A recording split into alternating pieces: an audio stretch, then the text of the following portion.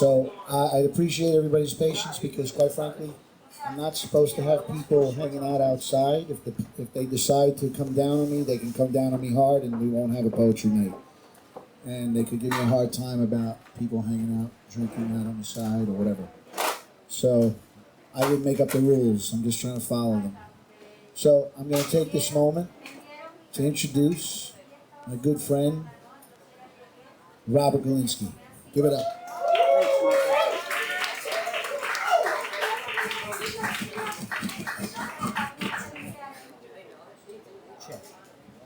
All right. Thanks, everybody, for being here. We're going to kick this off. We've got some great poets. I'm going to do a few pieces and then bring on our guests for the night. My name's Galinsky. I've been in the East Village for 32 years, and this is a poem that, and count, thank you, Bob. And this is a piece, this is the kind of night that it is. So if your hands aren't warm from clapping yet, get them warm. If your voice isn't warm from singing back out and shouting out with us, then please start warming it up. This is a piece that came about because I bumped into a kid who I still bump into. He was this tall 25 years ago. Now he's this tall. Bumped into him on Avenue B and 8th Street. He said, I got in 5 fights today. He walked up to me and he goes, hey, Rob, I got in 5 fights today. I got in 5 fights. I got in 5 fights today. I got in 5 fights, Rob. I got in 5 fights. I got 5 fights, Rob. This kid, he hit me in the jaw. He make this mark on my jaw. I got in 5 fights. Renting a bicycle in this town is murder. I watched a pit bull steal a baby carriage the other day. 2 squirrels mugged an old lady. Wiped my butt, saw a cockroach in the toilet paper. Told me about a boa constrictor kicked over a vendor's table. I got in 5 fights today. I got in 5 fights. I got in 5 fights. This kid, he hit me in the jaw. He make this mark on my jaw. I was standing with the left hand on his throat tube, popping it in and out like a soda can. My right hand up in the sky, a clump of sun shining through it. And it felt like I was sitting by a fire somewhere, beating it rhythmically, feeding it senselessly. I got in 5 fights today.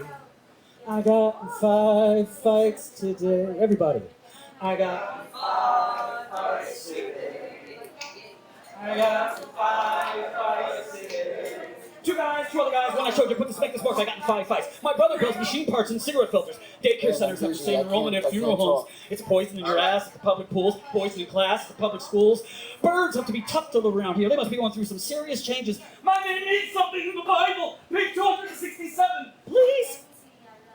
Someone flutter through me, twist my heart to a bumblebee, and let the fuzz, buzz, buzz carry me away. I got in 5 fights today. I got in 5 fights today. One more time. I got in 5 fights today. I got in 5 fights today. It was a fine fight day. Yeah. Birthed on Avenue B and 8th Street. I wrote a piece. The title of this reading is Behind the Mask, so I wrote a short piece called Behind the Mask. Behind the mask, I lick my lips. They wet. Want your nipples. Dribbled saliva ripples, and the length of my tongue triples. Behind the mask. I curse in quiet, the verbal riot of a mouth denied its free expression to fuck and suck behind the mask. Hot breath is smothered, smoldered, bothered, bearing the weight of long overdue kisses that I find everyone misses, that everyone I find misses behind the mask. A moist mist, condensation, concentration, juicy, dreamy fire. Voice this mortal coil, lifted from my face, so naked I may say my grace behind the mask. I muffle my meditations. I muffle my mediations. My self-reserving, deserved. I avow these frustrations and allow a demure, immure grin to grow. To begin behind the mask is my smile.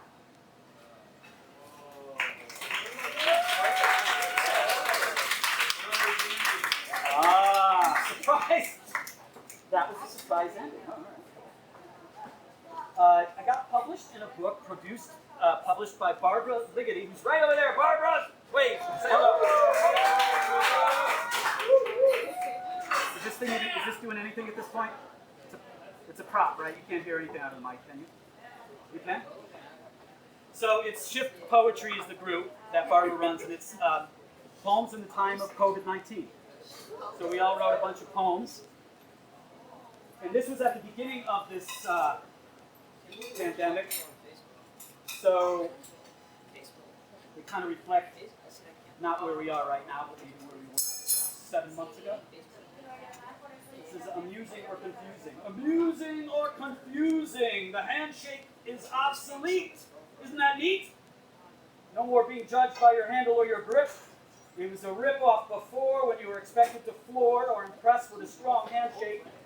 Make a man in a C-suite or a woman in a dress quake as though so much is at stake through such a narrow interaction. It's almost if we're watching the last bastion of the white patriarchy's hold on form and fashion. Amusing or confusing, the masks we wear. Were they here? Were they there? When we didn't put them on, but really, come on, did we ever take them off? So much is at stake to the fighting broken fabric. If only the virus would disappear like magic. As opposed to the pandemonium the pandemic leads us on, these harrowing moments, tragic. We're practiced at being distant, socially until it's gone. Amusing or confusing, shelter in place. Don't get caught on the streets, the ultimate disgrace. Shamed for a walk or a solitary stroll to get a sip of Java or to buy some berries for your bowl. Whether just around the corner or in the central mall plaza, so much is at stake. If you don't heed, obey. So amuse yourself somehow, stay at home is the way. So much depends on a red wheelbarrow, Bob. Where? Beside the place with rainwater beside. Yes. Beside the white chickens glazed with rainwater. Amusing or confusing.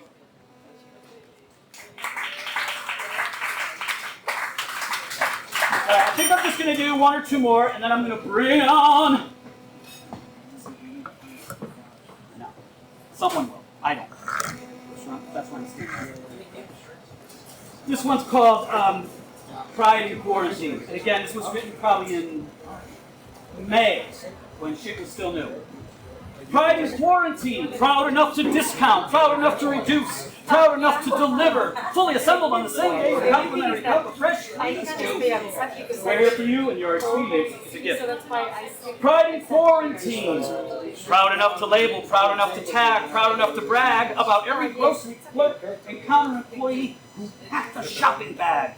We are here for you, and at least during your shift. Pride in quarantine, proud enough to celebrate, proud enough to elevate, proud enough to even masturbate the menial slogger, the kitchen drain unclogger, the blue-collar blogger. We're here for you, and our applause at 7 p.m. is how we uplift.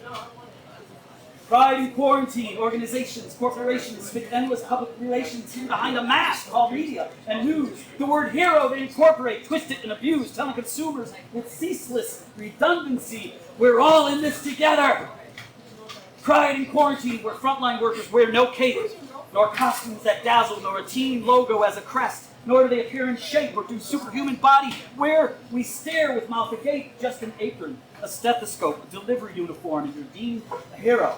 Because you have to stand the strong viral storm. Pride in quarantine. It's a system with low wisdom, allows for no escape. From mortgage and utility costs and healthcare and rent, to car parent payment and auto building, debt notices do not relent. Pride in quarantine would be much better spent if big business would stop facade and hyperbole for those dying alone, to respect the frozen souls stowed in 18-wheeler bins, to shine a light on abusive spouses who think their captives never win. Pride in quarantine, praise without hype, to appreciate and acknowledge the show without foe. Fanfare of the greatness of humanity is in us all together. All right. Yeah! All right, one last one. This is for those of you who are driving. If you're driving tonight, go ahead. You can throw yourself around the applause. This is for you. This is for you tonight. This is for everybody else on every other night. You hear about that drunk driver?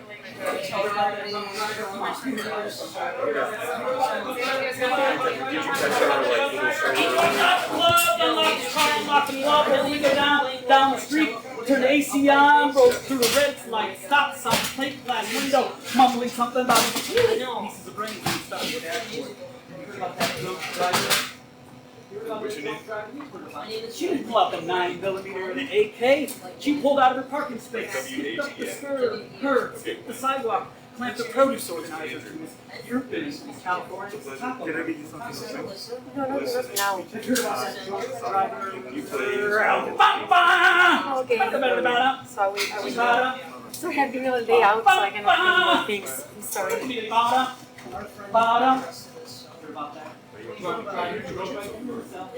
He crushed the Mickey Mouse toy. He was at the club and he said, I love this place. The music, the beer, the smoke, the booze, the people, the lights, the candles, the dancing, the babies.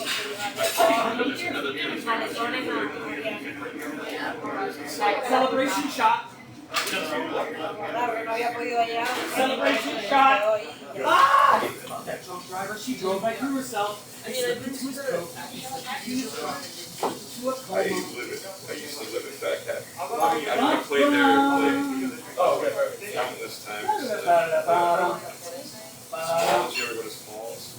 It's like around one.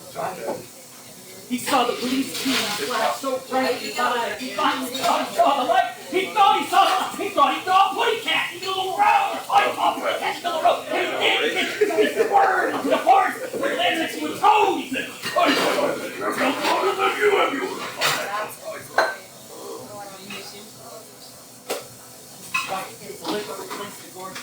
Photograph of things downtown. He's got fans of you. Oh, yes, it'd be great. About that. 1, 2, 3, 4. Truck driver.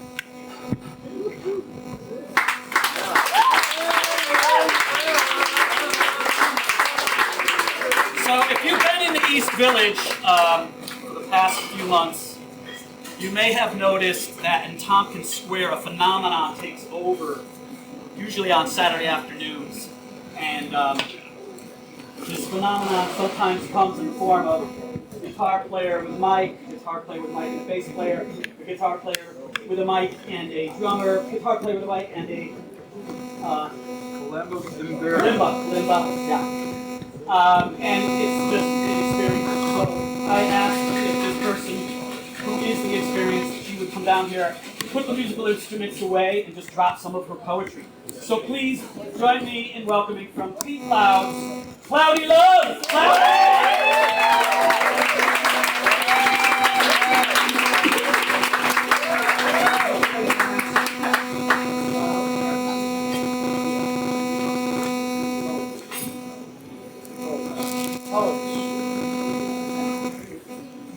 Project, but please try not to yell. We drove some customers out from next door, and I got to keep peace between my mates. You know, so please be respectful.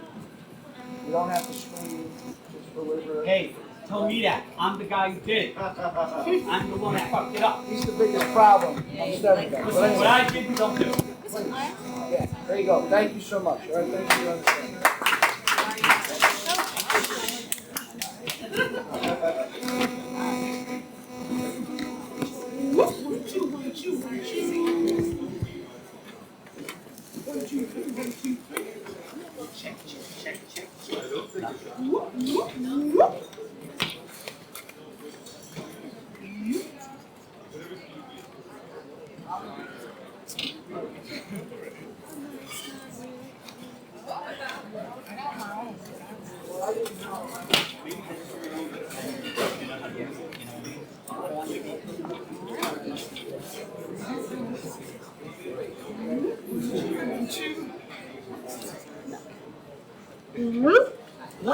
Hello, everybody. How you doing? So when Robert told me to come and do poetry, I was a little bit intimidated because I'm used to like doing music and poetry is so serious and intellectual, and I was like, Robert, but you know that I only do children's poems, right? I only do poems for children. And he was like, yeah, everybody at the bar is going to be 12 and under. Everybody's 12 and under, right? Okay, good, thank God. Wait, does the owner know that? No. So, So anyway, so this is my first poem. It's called the Tautogram, which means that all the words start with the same letter. We're going to start with the letter A, and then we're going to work our way into letter Z slowly, very, very slowly. This one's called All Animals Allowed. All aboard! Announced Andy Andrews. An ant arrived and asked apprehensively, "Are ants allowed?" "All allowed, all aboard," answered Andrews affably. "And antelopes and anacondas?" "All aboard." "And albino apes and apish armadillos and allegorical alligators?" "All aboard, all aboard, all aboard," answered Andrews amicably. "And arthropods and anthropologists and abolitionists, aborigines, and allegedly alcoholics anesthesiologists, and amputee acrobats, and aspiring astrologists advising astronomers about approaching asteroids, and arthritic acupuncturists agonizing all afternoon after an angry alpaca assemblage attacked an affluent anarchist association at an Alabama airport." Again, Andy assented. And abruptly, Andrew abandoned aforementioned ant and asked an assistant, "Alex, are anteaters allowed?" And absolutely, answered Alex. And although an atheist, an alleviated Andrew Andrews asserted an authoritative amen.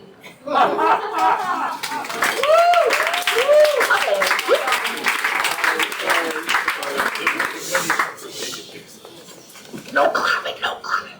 Okay. This next one, I need a visual aid. This is letter B. It's called Bad Boy Bruce. Let's see. So you can see the drawing.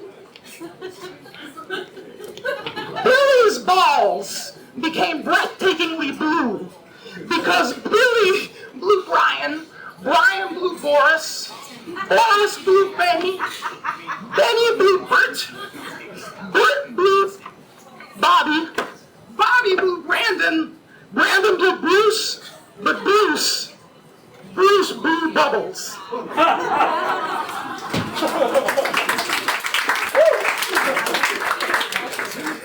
I'm going to skip the letter C because it's got a bunch of C words in it, 12 and under. Debbie's diabolical dream diary didn't deliberately devour Danny's dog. Debbie defended desperately. Debbie didn't dream during December. Danny's dumb dog did. Dehydrated dream diaries deserve decent diets, Debbie debated. Danny doubted. Debbie disputed. Danny disagreed demonstratively. Debbie debunked Danny's dubious double doctorate. Danny divulged Debbie's debilitating drug dependence. Debbie dropped, dizzy, disheartened. Danny declared defeat. Debbie drank Doer's doubles. Danny's dog decomposed. And now it's going to get a little bit dark. Just about now. This one's called Henry's Horrible Hallucinations. Henry Henderson hoped his horrible hallucinations hadn't happened. Had he hit his head? Had his holistic Hindu hippie healer hypnotized him? Had he had hash? Had he had heroin? Had he honestly hijacked Hector's helicopter, hovering high, hurriedly hurling harpoons, hunting helpless hippopotamuses, howling ha ha ha hideous hamburger orders, harassing homeless hamsters, hobo halibut, hunchbacked hitchhikers? Heavens! Had he hospitalized Harriet's husband? He had, hadn't he? Harriet's hot, handsome, healthy, heterosexual husband. Howard? Howard. Henry had humiliated Howard, handcuffed him, handed him Harriet's high heels, had him hula hoop, holding heavy hammers. Hurry, Howard, hurry! Hapless Howard hula hooping hysterically, his high heels hurting him. Hip, hip, hooray, Howard, hip, hip, hooray! Howard's heart hammering horribly. Hurry, hurry, hip, hip, hooray! Howard's hips hemorrhaging. Hurry, Howard, hurry, hurry, hurry, Howard, hurry, hurry, hurry, Howard, please! Had he hospitalized Howard Hughes? He had, hadn't he? Henry's heart halted, hard. Holy hell. Had his hedonistic habits hurt his hefty Hollywood hopes? Had he hindered himself, his honor, his humanity? He had. Heavy-hearted, Henry Henderson hung himself. His hallucinations, however, hadn't happened. And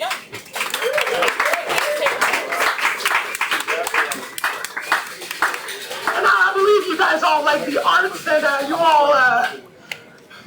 you all seem to be okay for this poem. So this one's called Guggenheim, and I'm going to stop doing tautograms now. Let's see. Did I have the glass of ice that I left over there, I think? Yeah, thank you very much. Dude, thank you.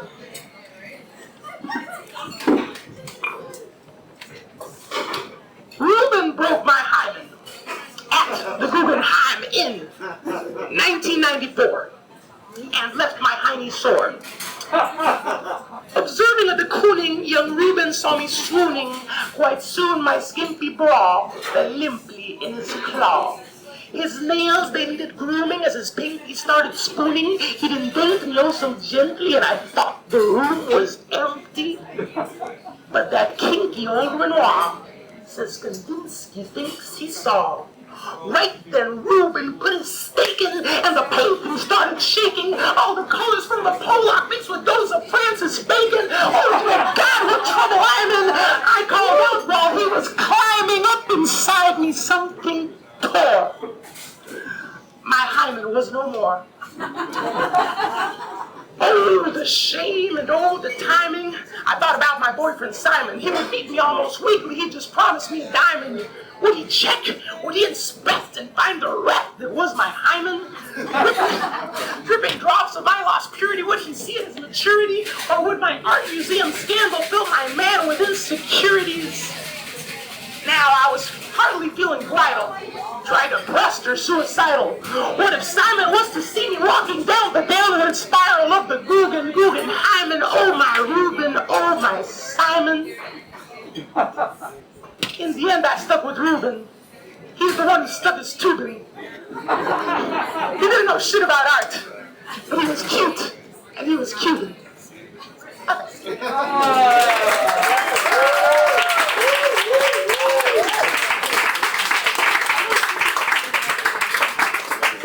One. Thank you very much, everybody. Thank you very much, Robert, for inviting me.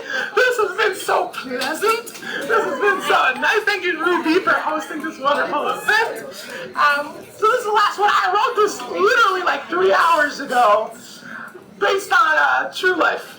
Here we go. I'm nervous. In case you were wondering, yes. It was me who put a stink bomb in the jazz drummer's tip bucket. This is about the park, by the way, not about this thing. This is in the park, Tompkins Square Park.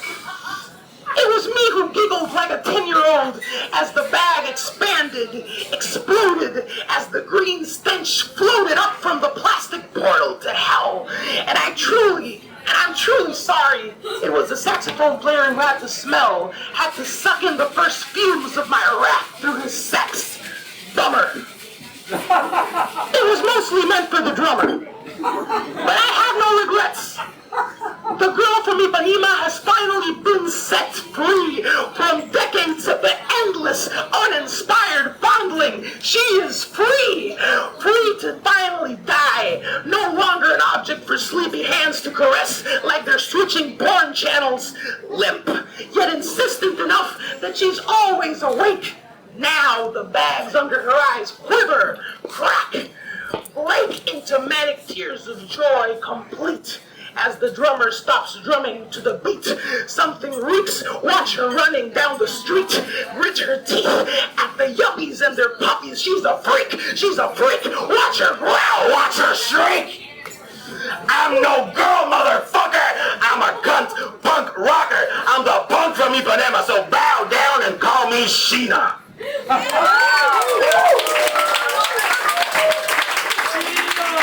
Sheena.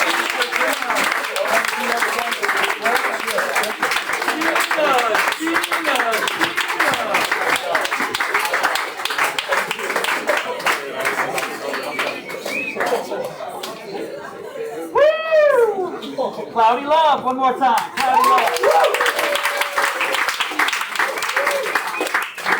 Claudi.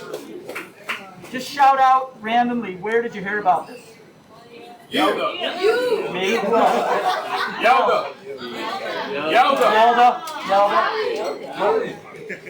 Cool. Well, Yelda is coming up next.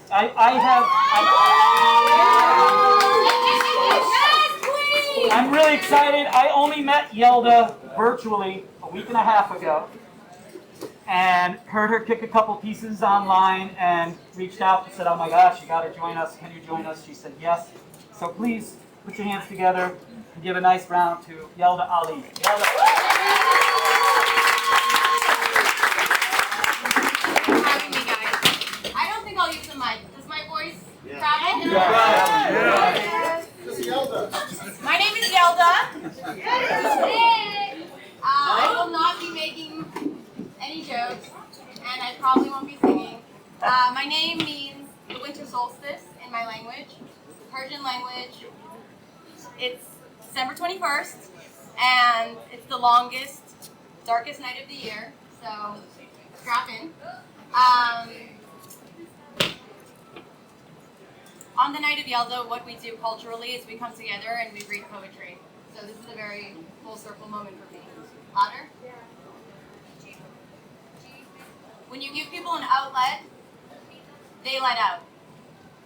When it comes to mental health, we all have these shiny keywords that we share, right? Anxiety, depression, PTSD, inner child, healing. The word I want to throw in the hat is outlet. An outlet gives us power. It could start a fire, or it could charge us up. And I think if we were more intentional about giving ourselves outlets, we can become healthier, stronger people. My imagination could never create a cast of characters that will be in the poems that I read. These are uncensored, real-life stories. We'll travel from London to Nairobi, Chicago to Mumbai, and more cities around the world. Mainly communities of color. I'm dedicating tonight to people that rarely get the mic.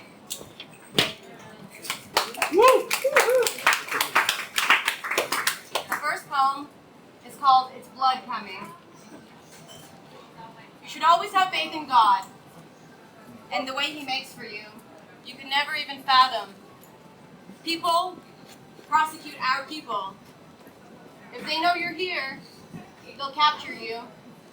Don't go outside. They'll capture you.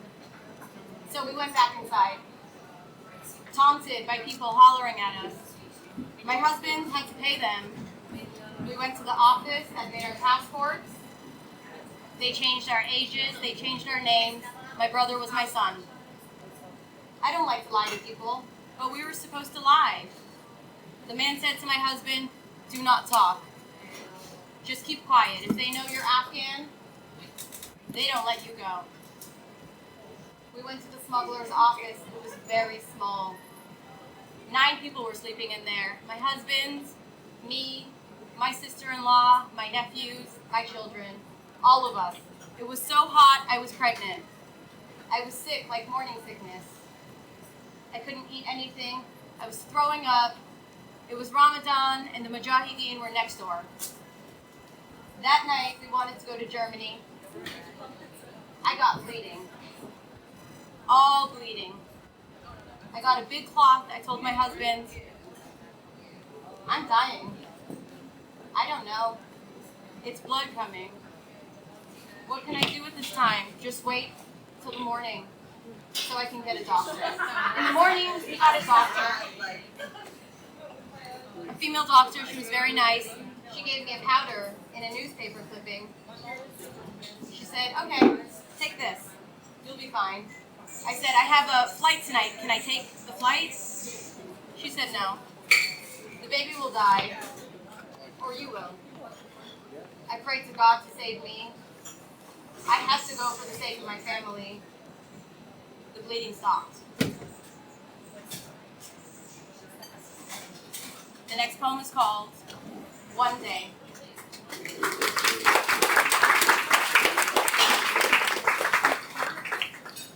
Us women, we love our fathers. We don't like the mothers. I never loved my mom.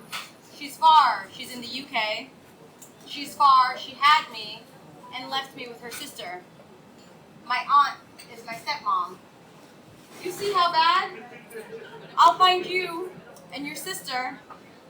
Now you're married to me. When you're away, I sleep with your sister. Me, that's how I got born. So to my tribe, being born with the sister of the wife, you're supposed to be killed. Really, killed. They take your life away. So since they didn't kill me, they made me an object of torture. Now my stepmom tortures me. She poisoned my dad. He died. She made sure she revenged on him at the age of 70. They just covered it up. Fast food poisoning, it's too much here. There are many poisons, many dried bones. I don't kill you once. I put it in your food slowly. Baby, I cooked fish for you. Come eat. I have bad news for you. That's the last meal you'll eat. My dad said, she's killing me. I said, I don't know. I didn't know, by the way. By the time we checked, he was ice cold. She kept that grudge. Here, people don't react that fast. They can just stay with you. Stay with the enemy in the house. But one day, I'll get you. One day.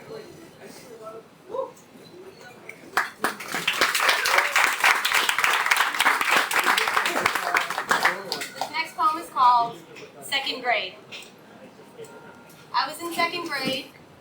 The lady was like, yo son, you need pills. When you're from the hood, you get paid when your kids take pills. You get a check from that shit. How many poor parents put their kids on pills? Ritalin. This next one is called fourth grade. My fourth grade teacher made me stand up in front of the whole class. She pointed me out. I stood up in front of the whole class.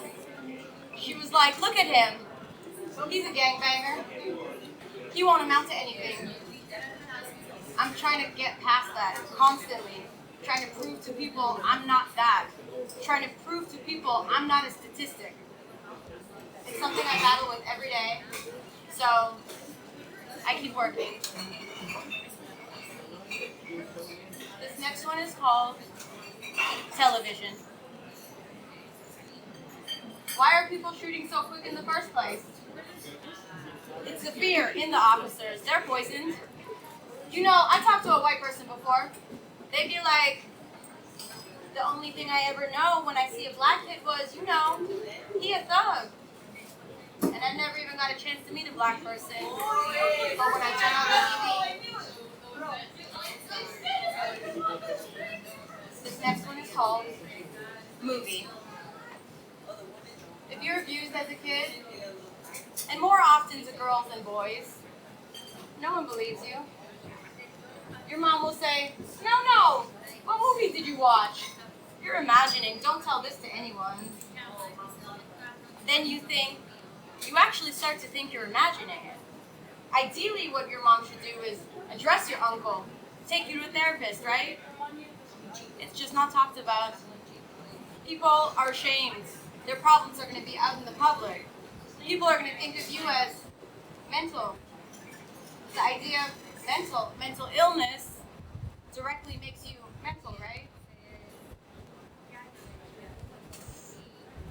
This next one is called Asha. People in the slums, they can get through their lives. They can go through so many hardships because they can share it. I would think it's a very difficult life. We have to accept that.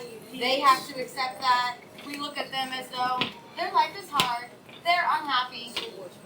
But when they live, they all know each other. Yesterday, my maid, Asha, she was coming to work at the house was the protests. Asha was like, the entire colony saw me walk through the village and told me, no, don't go to work today, Asha. Don't go to work today. Why are you going to work today? Don't go to work today, Asha.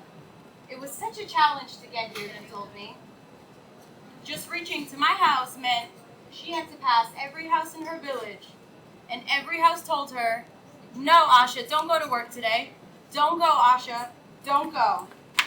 It's incredible because today, no one gives a fuck where I'm going. Different kinds of poverty.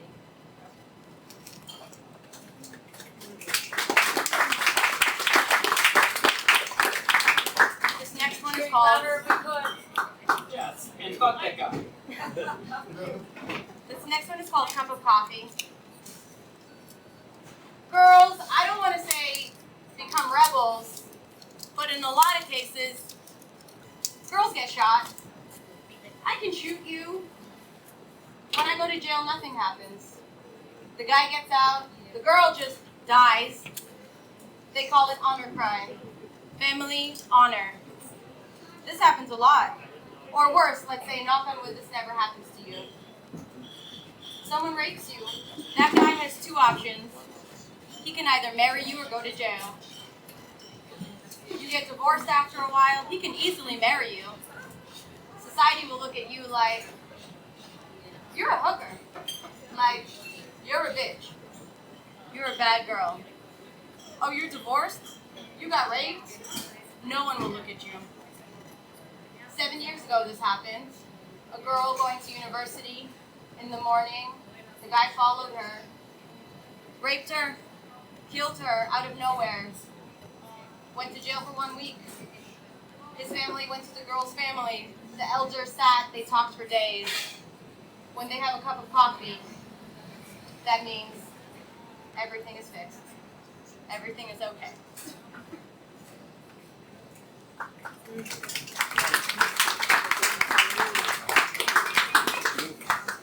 Okay is the next poem. A lot of women start seeking out relationships elsewhere, okay? It's like a circle, okay? Women are cheating. A lot of them are cheating in the head. So it's like, they might not be meeting somebody, but with WhatsApp, or you've got that soulmate of yours sitting probably miles away.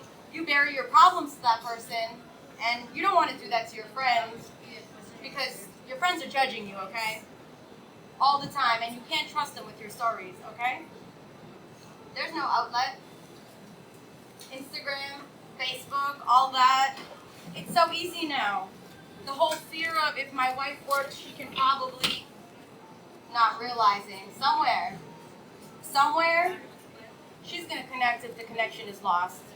She's going to connect with whatever is best available, and sometimes whatever is available. This is my last poem I'll be sharing.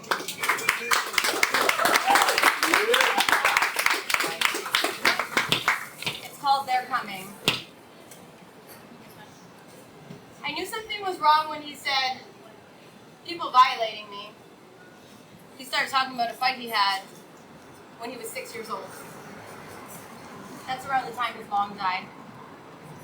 He was convinced people were coming for him.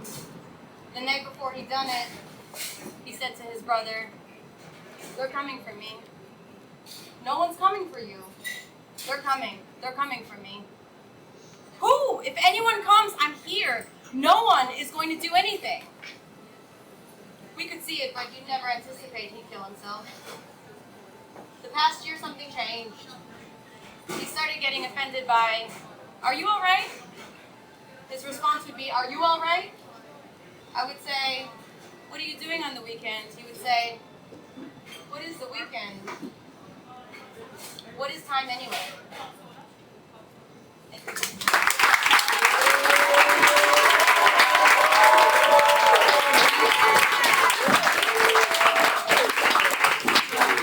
Thank you, Yelda Ali, one more time.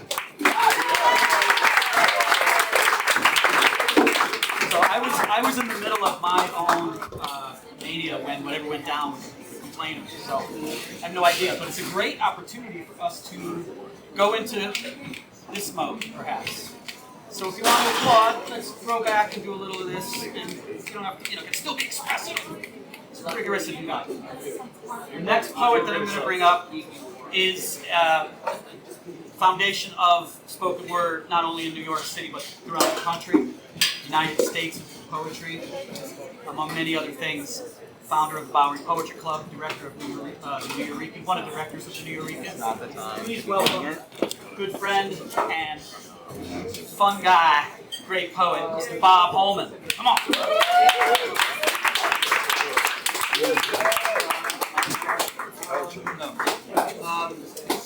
Actually, the history of the snap as applause begins with the cabaret license in New York City back in the 30s and 40s, when the police did not want to have any immoral people being the performers. So they made you get a license to be standing up here like I am now. Except there was a question about whether the poets were actually performers or whether they were just the silly fools we still are today, you know? So, and the difference that they found was for the performers, like Lenny Bruce, who got busted, was never allowed to have a cabaret license, and Lord Buckley, another great poet, performer, comedian. The difference was at the coffee houses for the poets, people snapped. And the applause that happened was what made the difference that you were a performer and had to have a cabaret license. So I'm wild to bring it back in COVID because of the historical significance. Back in the early days of COVID, I received this poem from Carmen Vardiguez Brown, great New Eurekan poet, who got, you've never heard this one, she got stuck in Thailand when COVID hit in March, and she's still there. Oh. So, and having a great time. I mean, these are the kind of things, you know, COVID isn't all bad. Of course, she's the only one who can say that, but, so this is from the early days. Boom! Bang! Despierta, despierta, high peaks, rascacielos, stores, money, money, money, clubs, human misery, miseria. You seduce me with your fast-paced walk, horny, greedy motherfucker, my love, mi amor. Times Square, dirty pretzels, overpriced everything, carajo. Gazillion restaurants, fresh coconuts in Los Bodegas. Italy in the Bronx, Puerto Rico's consu guaguaco. Living in the streets while celebrities pretend to hide their diamond glittering United Nations in the house while the South Bronx burns down. What now? Horny, greedy, motherfucker, me amor, me a love. Your dirty streets from Broadway to 125. The New York Times howling at El Diario, La Prensa, Nueva York. You're bleeding now. Don't cry for me. Yo soy New York. Tú eres mi New York. Los cinco burros y un control. Amen.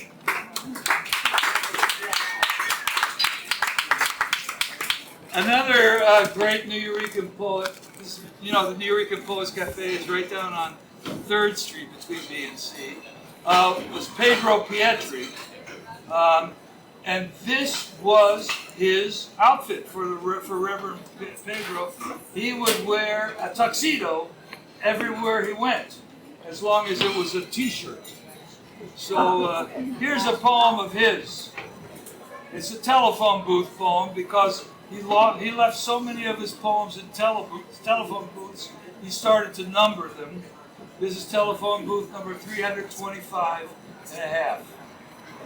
Woke up this morning feeling excellent.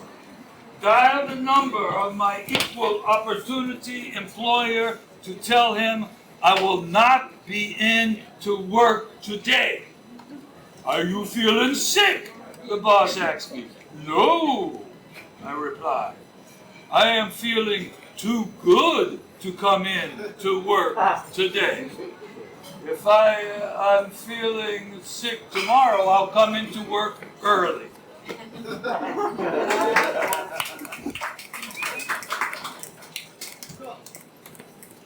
Last night, just before I was passing into sleep, there was a final thought that raced me to the dream, intercepting the sweet powers of Morpheus and pressing me to wakefulness and purpose. I drew my pen and prepared to write down this marvel, the final thought of my existence, or so it seemed. The thought itself was banging, trying to get onto me, saying to me, "Oh," I said to it, "just shut up. Let me think my own thoughts." The thought is approaching. Are you encroaching? Wait a second. Wait a second. The impossible rap is ready to hear. Is it possible you are ready to hear? It's got something to do with what you just said. It's a thought you can't remember in the back of your head. It's a dream you don't surrender when you get out of bed. Just return to sender. Think the other thought instead. Oh, might as well go to bed. Chill that hot thought head. Good night. Sleep tight. Twixt waking and sleeping, the other thought is creeping and leaping into place right before your face with a certain grace. Well, in that case, is it impossible? A sine qua non. It's a itsy bitsy skitsy. The other thoughts on the phone. Don't think the thing you're thinking. Think the other thought. The other thought. The other thought. Oh, might as well go to bed. Good night. Sleep tight. The impossible rap.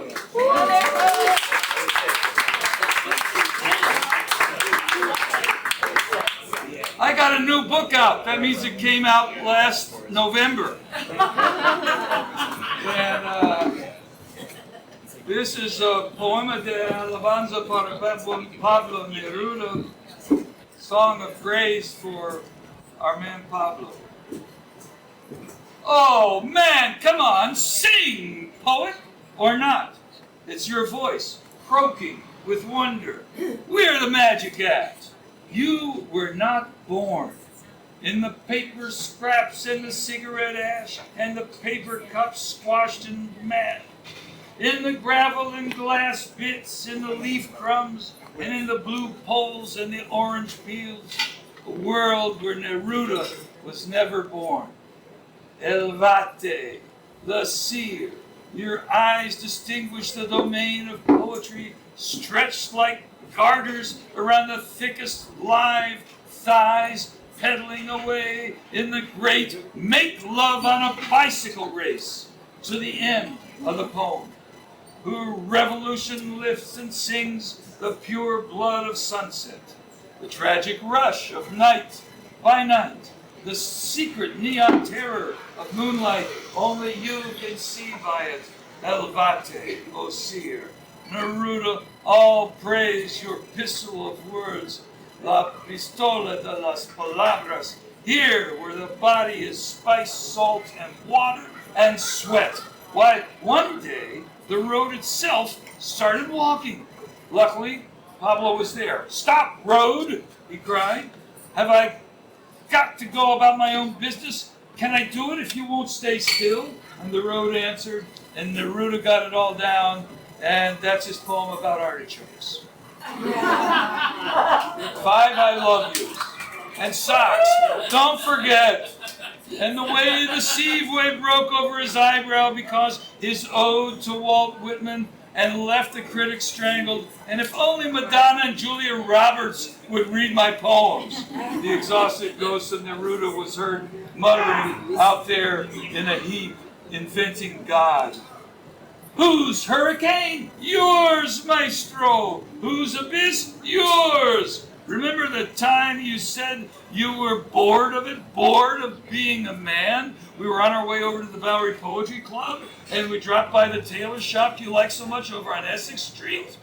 Your pants weren't ready! There was an explosion right there. And then we walked past the barber shop. You got a whiff, and it was like all hell broke loose. Could we have a little vacation from things, please? You roared. No more boulders, no shirts or gardens, insane asylums, merch, contact lenses, elevators. I was writing this all down furiously. This is a poem I was saying to the passersby, all of whom were either frightened or pretending nothing was going on. This is New York, after all, you bellowed. An elephant calf on Broadway, transformed from human skin into the beast that uses its nose for a ladle? Oh, grab me! You informed me of my destiny, and swing aboard! Your damn praised poem is not worth one lash of my eye, one corpuscle from my bleeding tongue. Give me a full woman, you continued. Now you were just trumpeting, and I know the mosquitoes that were buzzing around your ear were in love with your protein-saturated blood. What does it mean, a poem of praise for a poet for whom the universe is a poem of praise? This is a vial of poison, then, crimson lime and foamy, a wind-dripped umbrella packing out the cat's eyes, and God's toothpick, and of course the old reliable belly button. El ombligo, not my own. Poco de problema, no hay problema. Problema aquí. Yo tengo uno, más de uno. De hecho, un puñado de ellos. Mi vida es un enorme problema hecho de una millón de pequeños problemas. Ayúdame, problema, aquí, ahora mismo. No es problema encontrar un problema. Ven aquí, los sacamos del saco. Problemas. ¿Cómo se atreves a decirme que no hay problema? Vianna bromeas, problemas, no problem. Problem? Over here. I got one. More than one, actually. I got a whole batch of them. My life is actually one big problem, made of a gazillion tiny ones. Help! Problem! Over here! Right this way! No problem to find problem. Come on over. We got him by the sack. Problems. How dare you tell me no problem? Are you kidding? Problem. But meanwhile, there is no meanwhile. The lush mannerisms of the palm world, the relentless wings of the sea, call back the melting earth as we take the poet's hand, as he grabs the pen. Together we swing the curves to loops, dots to crossings, as the poem emerges. Praise the poem dancing into being. Praise the words, translations of all things. Praise all things, manifestations of words. Praise Pablo Neruda, poet of all things, all love, all words, worlds. Praise Pablo Neruda as the pen dives to translate the single word, Neruda. Thank you. Oh, and don't forget, in order to save the relationship, we will never see each other again. Thank you very much. All right, thank you, Bob Holman. Got a little bit of the truth of the book as well. I love it. Thank you, Bob. We have one more poet who's actually told me I'm not a poet, I'm a writer. He said, yeah, but every time you talk, it feels like poetry to me, so you're in. Before I bring him up, I have a very special, very brief guest who's going to come up with two very short poems from the Shift book. She's in from California, a nice treat, a nice surprise for us. Didn't know she'd be here. So she's going to come up, just drop a couple quick ones, and then we're going to kick it off with our final poet. So please welcome Barbara Liggety. Barbara Liggety! There's light here. Yeah, I have a big voice. I think my voice is big enough. I just want to tell you, Shift poetry is for anybody. If you can walk, you can run. If you can talk, you can write poetry. and this is writing poetry to shift to a better place in sad times. So we've been meeting on Zoom for months, and people who are not writers but needed to open their hearts started writing amazing stuff. We had a few pros like Galinsky and my friend Jennifer O'Neill, who's sitting over here. But I'm going to read to, we do prompts. We do prompts. Our little books have prompts and then places to write and examples of what people have written. So I'm going to be real fast. One of the prompts basically was in April when people were dying and we didn't know what was going on. Fantasize what life would be like after COVID for you. So I'm going to read two real short ones. One is called Flowers. I will create with flowers and never stop. To communicate only in the language of flowers, of color and scent, of oozing nectar and drifting pollen. I will open my mouth, and instead of words, flowers will come out as poetry, as music, as song. I will decorate the earth with flowers and never stop until I've made love in a flower, on top of a bed of flowers, and underneath a canopy of flowers. I will study the psychedelic, kaleidoscopic palette of flowers until I know it from the perspective of a hummingbird or a honeybee, so I can spread ultraviolet, aquamarine, infrared bliss throughout the world. I will create with flowers and never stop. My fingers will become paintbrushes and will paint flowers like vaginas to rival Georgia O'Keeffe. My toes will become tap shoes and will dance flowers, falling like gentle spring rain to rival Gene Kelly. The earth laughs in flowers, Emerson once said, and will I laugh in flowers too? So everyone will know the joy of creation alive in my heart, gestating in my womb. And when I've grown tired from creating flowers, I'll nourish myself with flowers so I can start the cycle all over again. Brunching on begonias, snacking on silverwood, dining on daffodils at 6 p.m. I will stuff my face with flowers until my breath smells like jasmine and my poop literally smells like roses. So that was written by a florist, okay? I have one more, and then I'm going to go pee. But interestingly enough, this poem is called, This is Utopia After COVID, and you will never tell me where to pee. To all the people trying to tell me to die, for simply daring to live open, honestly, visibly, you will never tell me where to pee. Why must you feel so threatened over something that will never affect you? To all the people telling me to die, you can sit down, be quiet, because as long as I have my way, you will never tell me where to pee. Pass all the bills you like. Call me whatever name you can, for I am unbreakable. The light just went out. Unable to be kept down.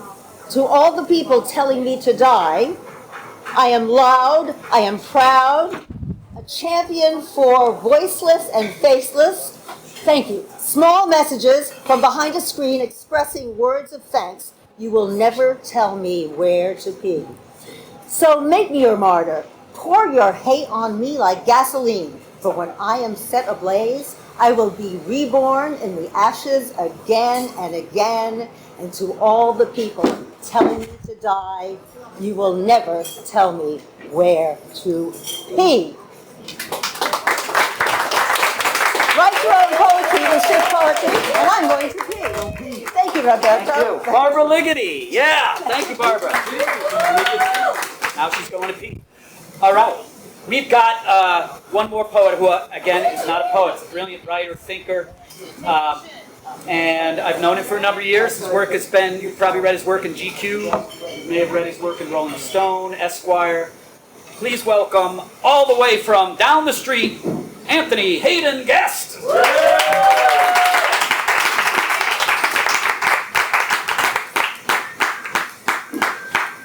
That's who. You need light? I certainly need light. Yeah. I write, basically I write verse. My gods are Lewis Carroll, Edward Lear, great lyricists like Lawrence Hart. But love conceals, it soon reveals the double crossing of a pair of heels. I wish I was in love again. I didn't write that. This is called The Secret History of Modern Art. And most of the stuff in here is actually real. Chapter 1, the plot is hatched. Our story begins with Gustave Courbet, who was a communard, by the way. He knew just which painterly button to push. A slap in the face with a big girl's foot. Says goodbye, Baldini, Bouguereau, Winterhalter, Jacques Tissot. The last of the mosses have had their day, and the war against beauty is underway. It's a muddy road to Paul Cézanne. If you like awkward, Paul's your man. Inedible apples, unbeddable nudes, nature in one of her filthier moods. If a carpenter made a table like that, you'd be out of a job in 10 seconds flat. Your school friend Zola thought you'd gone mad, but you made it okay to paint real bad. That was your part of the ideal plan. So let's catch up with Vincent van Gogh, Provençal Idyll, with Paul Gauguin. Then that field of corn, those threatening crows, in the sullen glare of a clouded sun. Take that yellow chair and lend me an ear. Madness has entered the picture here, and modernism has truly begun. We'll miss the next one. Pablo Picasso, a giant among men, said he painted like Raphael when he was 10. Came La Vie en Rose, then his whole world blued. Did someone say kitsch? It's really a bit rude. Witch doctor to the rescue. Picasso plunged on to the Demoiselle d'Avignon. Catch a whiff of the girl's Barcelona pong. He shut it away, sadly not for long. Then he and Braque sliced and diced and glued. Some called it cubism, which sounded crude. This isms go, it's quite a good fit. Matisse couldn't make heads or tails of it. Luke's calme volupté, that was Henri's way, and Henri would say that a businessman after a long hard day should treat his work like an easy chair. Picasso ripped through styles like a man possessed, as if in some eerie way he guessed the needs and the greed, the hungers he'd feed, collectors to come, a predator breed, which was Picasso wheeled out the shopping cart and created the supermarket of art, becoming art's first true celebrity. When Gary Cooper and Chaplin dropped by, his English embarrassed him and that's by pulled silly faces and wore silly hats. It was David Douglas Duncan's picks and life that cured celebrity fix. When Picasso grew old, this giant among men, didn't paint like Rapper, but a child of 10. Raymond and Jacques really painted quite well. Better by miles than our brother Marcel. This Marcel was the total creme de la creme, while Raymond and Jacques have dropped out of the frame. They're goner than gone, buster than bust, while Pablo's eating Marcel's dust. The Cocteau said the trick to being a star is knowing just how far to go too far. Now the Picassoid garden has long gone to seed, while Duchamp ink makes most of the product we need. Everyone can be a belle at the Art World Ball, with one half-smart idea, a huge helping of gall, and no visible art-making talent at all. By the way, I don't believe any of this. Finally, I think now a cheerful song for the times of Trump. Oh yes, who's protecting the environment, right? Welcome to the Anthropocene, this planet we've remade for us. Life's better than it's ever been. Each minus now a luminous plus. When we're out with a hipster crowd, We need the music really loud. The chat, we can't hear. Why should we care? Who'll say anything interesting there? The conversation's so old school, never connected to our golden rule. So nobody needs to feel like a fool. You're in the Anthropos scene if it really counts as on the screen. And that laptop tribe who think that clever, smugly clustering together, smiling small smiles to show they're bright. We know they think screen is a shite. But laptops have screens too, am I right? They too are wired to their machines. They're cogs of the Anthropos scene. You can hear silly people squawk, but we're pre-apocalypse. We have no time for robo-talk. You won't hear nonsense from our lips. We're lords of the Anthropos scene, safe fancied environment, where giant advances there been, what a bright future we present. So why so-called experts mean? They're envious, that's why they're green. While animals made an ugly mess, we erased the wilderness. Coral was just a knobbly bore. His history, do I hear the roar of a zillion drills on the ocean floor? Enviro freaks will make their fuss, but that land belongs by rights to us. A whole unearthly paradise will throb with human enterprise. Truth rules in the Anthropos scene, so don't be bothering us with facts. Obvious truths will find no proofs. Please spare us from your sneak attacks.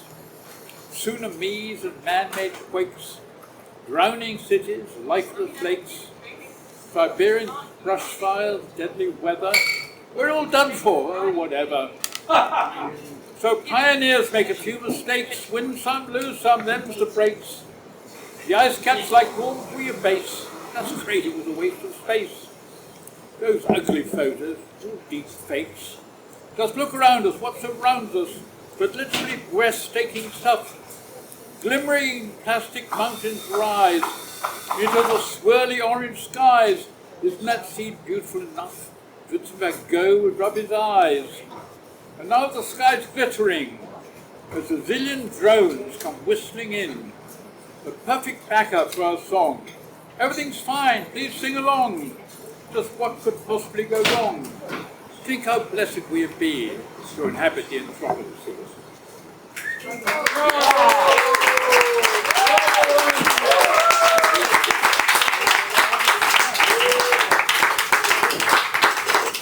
Now that you... Hey, G, I want us to thank Mas over here who's been doing the lights. Yes, our lighting person, thank you, thank you. One more time for Anthony Haden-Guest. Anthony, thank you. And keep your applause rolling for our host tonight, Michael Camacho, who opened up his track. So thank you. Thank you, G. You're very welcome. Very welcome, Bob.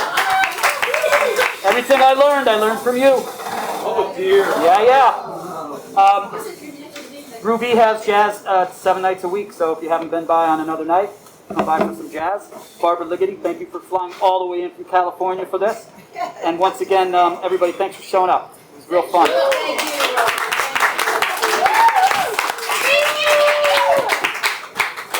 Thank you, everybody. Thank you very much. Thank you for supporting Mr. Galinsky and poetry.